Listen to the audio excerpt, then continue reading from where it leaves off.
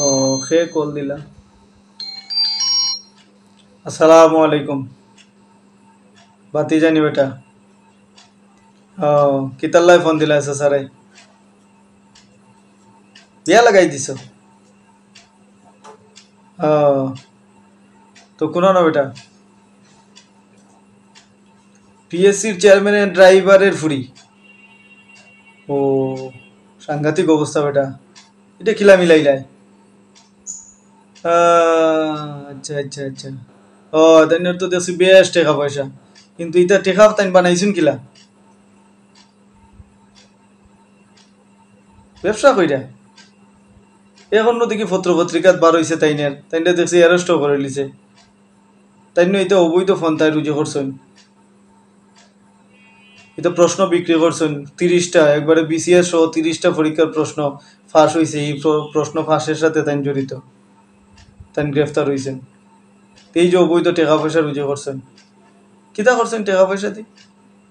আল্লাহ রাস্তায় দান করে লিছেন, ইটা দান আল্লাহ কবুল করবানি।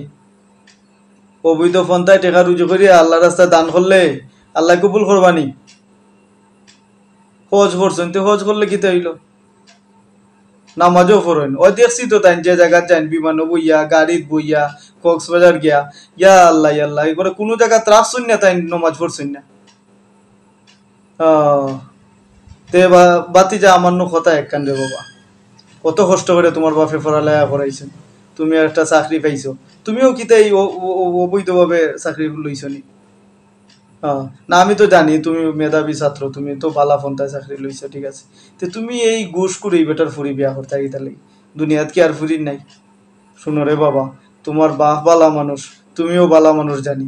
তো তুমি এই এত কিছু জানার পরে এই ফুরিটারে তুমি বিয়া কইরা না, এই লোকের ফুরিরে তুমি বিয়া কইরা না। তুমি অন্য জায়গার দেখো রে বা, বালা মানুষের তুকাইয়া বার করো, কুচিয়া বার করো। চাচাই দেখো মানে তোমার লাই। একটু অপেক্ষা করো আর বালা একটা পরিবারও বিয়া করো। বালা একটা পরিবারও দিকে যদি বিয়া করো, জীবনে টাকা পয়সা না থাকলেও শান্তি রে বাবা। কিতা করতা এই অবৈধ টাকা পয়সা, এই যে এত টাকা পয়সা অবৈধভাবে রুজু করছে, এখন জেলও বইয়া ভাত খাইয়া, জেলের ভাত খাইয়া মরা লাগবো, বাকি জীবন খাটানি লাগবো। আল্লাহ এগুলো পছন্দ করেন না রে বাবা।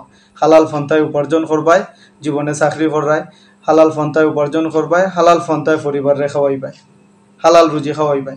আল্লাহ বরকত দিবারে বাবা। আচ্ছা চাচা, খুব খুশি হয়েছি তুমি আমার কথা যে শুনছো।